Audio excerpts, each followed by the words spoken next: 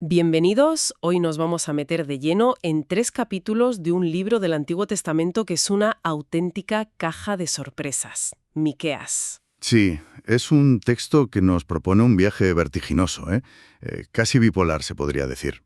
Totalmente, porque por un lado nos enfrentamos a un juicio divino que parece, vamos, la crónica de una demolición anunciada, Y por otro, casi sin respirar, nos encontramos con una de las promesas de esperanza más luminosas y, bueno, más citadas de la historia. y esa es la tensión que lo recorre todo.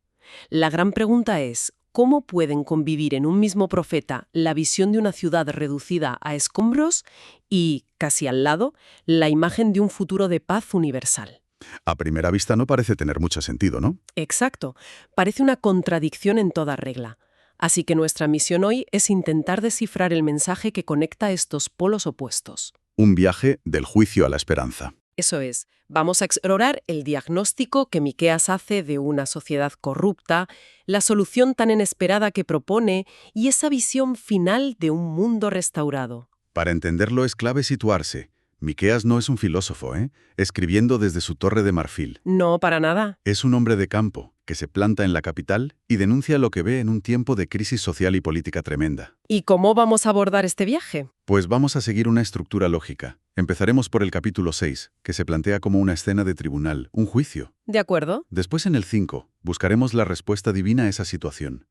Y cerraremos con el capítulo 4, que nos pinta el resultado final, la visión a largo plazo. Pues empecemos por ese juicio que tiene una puesta en escena, la verdad, espectacular. Sí, tiene tela. A ver, es que el capítulo 6 arranca con un pleito legal de proporciones cósmicas.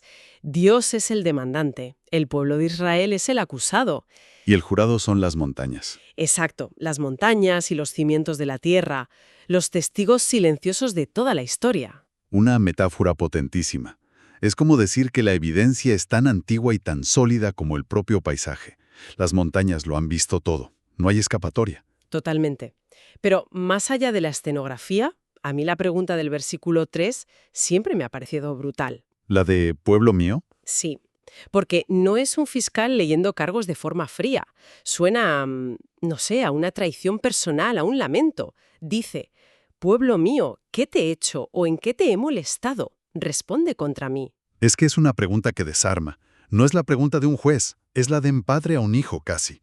Antes de sentenciar, busca una explicación. Y para que no quede duda, pone las cartas sobre la mesa. Claro, no acusa sin más. Lo que hace es recordar su propia fidelidad. Y los enumera uno a uno como repasando un álbum de fotos familiar. Te saqué de Egipto. Te di líderes como Moisés, Aarón y María. Impedí que te maldijeran, te guié a la tierra prometida. Es una forma de decir, mi historial es impecable. Ahora, hablemos del vuestro. Y aquí es donde la cosa se tuerce de verdad, porque la respuesta que Miqueas imagina para el pueblo, bueno, nos da la clave de todo el problema. Es que no niegan la culpa. No la niegan, pero su forma de intentar arreglarlo es precisamente la raíz de la enfermedad. Sí, es como una subasta religiosa a la desesperada. En plan, ¿qué hemos fallado? Vale. ¿Quieres más sacrificios? Te los damos. Holocaustos, marchando. ¿No basta? Subimos la apuesta. Miles de carneros. Te sacrificamos a nuestro hijo primogénito. Es una escalada demencial. Y lo que revela esa escalada es una mentalidad de mercado, transaccional. Creen que pueden comprar el perdón. Como si el problema fuera de cantidad. Exacto. Como quien intenta arreglar una relación rota comprando regalos cada vez más caros, sin entender que el problema no es material, es de confianza. Y es justo ahí, en medio de esa locura, cuando Miqueas suelta la bomba. El versículo 8. El corazón de todo su mensaje, y probablemente de toda la profecía del Antiguo Testamento. Sin duda. Les dice, hombre, Él te ha declarado lo que es bueno. ¿Y qué pide Jehová de ti? Solamente hacer justicia, y amar misericordia, y humillarte ante tu Dios. Es un frenazo en seco a toda la parafernalia religiosa. Les está diciendo, dejad de intentar impresionarme. Lo que quiero no es vuestra religión, es vuestra humanidad. Quiero que cambiéis por dentro. Y lo conectad directamente con la corrupción del día a día.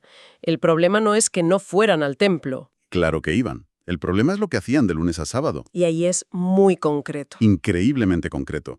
Habla de comerciantes con balanza falsa y pesas engañosas. El equivalente antiguo al marketing fraudulento. Totalmente. Miqueas está diciendo que la gran corrupción nacional empieza en las pequeñas transacciones deshonestas de la calle.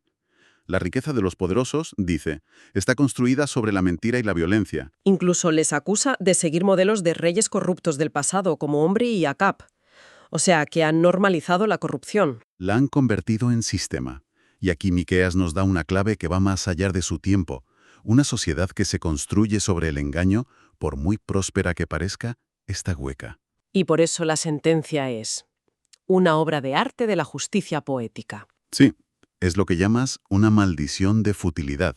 No es un castigo arbitrario, es la consecuencia lógica de sus actos. Explícame eso de maldición de futilidad. Pues que el castigo refleja el crimen a la perfección. Como su riqueza es vacía, su vida será vacía. Les dice, comerán pero no se saciarán. Sembrarán, pero no cosecharán. Prensaréis aceitunas pero no os ungiréis con el aceite. Es la imagen de un esfuerzo constante que no lleva a ninguna parte. Un ciclo de frustración. El sistema se devora a sí mismo. Es un diagnóstico demoledor. Una sociedad hiperreligiosa pero moralmente en quiebra. Después de este panorama uno esperaría un plan de choque, pero Miqueas, Sale por la tangente. totalmente, con algo inesperado en el capítulo 5. El cambio de tono es radical. El capítulo empieza describiendo la humillación absoluta del presente. Herirán con vara en la mejilla al juez de Israel, el mayor deshonor. Y de ese pozo de humillación salta una promesa extraordinaria. Y llega esa profecía dirigida a un lugar que no salía en ningún mapa de poder. Pero tú, Belén Efrata, pequeña para estar entre las familias de Judá, de ti me saldrá el que será Señor en Israel. Y sus salidas son desde el principio, desde los días de la eternidad. Es alucinante que apunte a una aldea insignificante. Sí, Vamos a meternos en el meollo de esto porque es fundamental. La elección de Belén no es casual, ¿eh? Es una declaración de principios. ¿en qué sentido? A ver, hay una idea teológica de fondo potentísima. El poder del mundo, concentrado en las grandes capitales como Jerusalén, se había corrompido de tal manera que era irreparable. No tenía arreglo. No. Para empezar de nuevo, Dios no lo reforma desde dentro, sino que lo ignora y empieza desde un lugar sin poder, sin estatus. Para demostrar que su reino no opera con las reglas del nuestro. Es una enmienda a la totalidad del sistema de poder humano. Y la descripción de este nuevo líder es complejísima.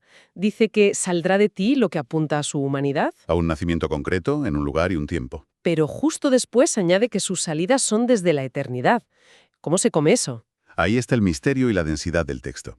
Apunta a una doble naturaleza. Es plenamente humano, nacerá en Belén. Pero a la vez, Su origen es eterno, preexistente. No es simplemente un nuevo rey de la dinastía de David. Es algo radicalmente distinto. y su forma de gobernar también lo será. Claro, no será un déspota. El texto dice que pastoreará a su pueblo. No es un CEO, es un pastor. La métrica del éxito no es la productividad, es el bienestar del rebaño. Implica cuidado, protección, guía. Y la frase final es increíble. Y este será nuestra paz. No dice que traerá la paz. Dice que él es la paz. Exacto. La paz no es un tratado que se firma, es una persona. Pero, para que ese reinado sea posible, el texto deja claro que antes hay que hacer una limpieza a fondo. Sí, el resto del capítulo 5 habla de una purificación que suena muy violenta, ¿no? Sí, cortaré tus caballos y destruiré tus carros, arrancaré tus imágenes de acera. Parece una contradicción con un rey que es la paz. Es una gran pregunta, pero si lo miras de cerca, no es una destrucción indiscriminada. Es una demolición controlada y muy específica de todas las falsas seguridades. ¿En qué confiaba el pueblo? Primero, en su poder militar. Los caballos y los carros, pues fuera. Segundo, en controlar el futuro a través de la magia y la adivinación, fuera. ¿Y la idolatría? Y tercero, la idolatría. Dioses que podían manipular, pues fuera también. El objetivo es dejar al pueblo desnudo, sin nada en lo que apoyarse, para que su única seguridad sea ese rey pastor. Es una cirugía radical para extirpar el cáncer de la falsa confianza. Exacto. Vale, entiendo la lógica. Hay que demoler el edificio en ruinas para poder construir uno nuevo. ¿Y cómo es ese edificio reconstruido? ¿Cómo se ve ese futuro? Supongo que ahí entra el capítulo 4. Precisamente. Y el contraste es, de nuevo, brutal. Si en el capítulo 3 Miqueas había dicho que Jerusalén sería un montón de escombros, En el 4, esa misma montaña, el monte de la casa de Jehová, es exaltada por encima de todas las demás. Se convierte en el centro de gravedad espiritual del planeta. Y lo fascinante es cómo llega la gente allí. No es por una conquista militar, ni por un decreto. Las naciones van por iniciativa propia. Por un deseo genuino de aprender, dicen, venid, subamos al monte de Jehová, para que nos enseñe sus caminos. Hay una sed de sentido. Y ese aprendizaje tiene una consecuencia muy práctica, muy visual. La famosa imagen de la paz universal. Martillarán sus espadas para azadones y sus lanzas para hoces. Es que es una imagen potentísima. No es que tiren las armas al mar, es que las transforman. El mismo ingenio, el mismo metal que se usaba para matar, ahora se usa para cultivar, para dar vida. Es una reconversión industrial a escala global. La paz no es solo la ausencia de guerra, es la reorientación de todos los recursos. Y esa paz no es solo geopolítica, también es personal. La imagen que usa es la de cada uno se sentara debajo de su vid y debajo de su higuera. ¿Qué significa exactamente eso? En esa cultura era el máximo símbolo de estabilidad, de prosperidad y sobre todo de seguridad. Tener tu propia casa, tu propio sustento y poder disfrutarlo sin miedo. La frase clave es «y no habrá quien los amedrente». Es la erradicación total del miedo. Pero Miqueas no es un iluso. Justo después de pintar este cuadro casi utópico, nos devuelve de un tortazo a la cruda realidad de su presente. Con la imagen de los dolores de parto. Sí, Porque entiende que para llegar a ese futuro glorioso hay que pasar por un presente de sufrimiento agudo. El dolor es real, pero tiene un propósito. Está dando a luz algo nuevo. y en ese contexto suelta una de sus profecías más asombrosas. Anuncia el exilio en Babilonia. Lo cual, para su época, debía de sonar a chino. Completamente. La superpotencia que les amenazaba era Asiria. Babilonia todavía no era el gran imperio. Es como si alguien en 1970 hubiera predicho con exactitud un conflicto global por la ciberseguridad. Demuestra una perspectiva que trasciende la geopolítica del momento. Y lo más increíble es lo que viene después. Les dice que irán a Babilonia, pero allí serás librada. El lugar de su mayor humillación será el escenario de su rescate. Y esto nos lleva a lo que Miqueas llama el plan secreto de Dios. Espera un momento, eso suena un poco a trampa divina. Dios reúne a las naciones para que ataquen nación y luego las castiga por hacer justo lo que él quería. Me cuesta un poco encajarlo. Es una objeción muy lógica. Pero la clave está en la perspectiva y en la intención. Miqueas dice que las naciones se reúnen con la intención de destruir y profanar. Mas ellos no conocieron los pensamientos de Jehová. Exacto. Actúan movidos por su propia arrogancia y malicia. No saben que, sin quererlo, son instrumentos dentro de un plan mayor que no entienden. O sea, que Dios no les obliga, sino que utiliza su propia maldad para sus propósitos. Exactamente. Y el plan es reunirlos como gavillas en la era. La era era el lugar donde se trillaba el grano. Es una imagen de juicio. Ellos creen que vienen a destruir. Creen que son los cosechadores, pero en realidad han sido reunidos como la cosecha que va a ser juzgada. Y a esa Ción, débil y acorralada, Dios le da una orden increíble. Levántate y trilla, dándole una fuerza sobrenatural. La víctima se convierte en verdugo. Si lo ponemos todo en perspectiva, el viaje es alucinante. De un diagnóstico brutal de una sociedad que confunde religión y justicia a una solución que no es una reforma, sino a una persona. Un rey humilde de origen eterno. Y de ahí, a través de un dolor que es como un parto, llegamos a una visión de futuro donde la paz es tan real que las armas se convierten en herramientas de cultivo. El gran mensaje que parece destilarse de todo esto es que el juicio de Dios, por muy severo que sea, nunca es su última palabra. Es una cirugía dolorosa, sí, pero necesaria. El sufrimiento, ese parto en Babilonia, es un paso inevitable hacia un propósito infinitamente mayor. La restauración y el establecimiento de un reino basado no en el poder, sino en la justicia, la misericordia y el conocimiento de Dios. El juicio no es el punto final. Es el doloroso punto de inflexión. Y eso nos deja con una reflexión final, una idea provocadora que Miqueas pone sobre la mesa y que, resuena con una fuerza tremenda hoy. A ver, La verdadera seguridad y purificación de la nación, según esta profecía, no vino de un rearme militar, sino de lo contrario.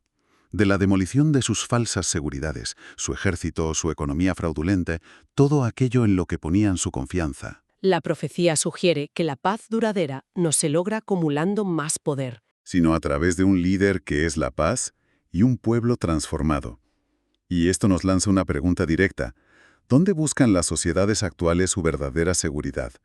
¿En sus caballos y carros modernos? ¿Su poderío militar? ¿Su PIB? ¿Su tecnología?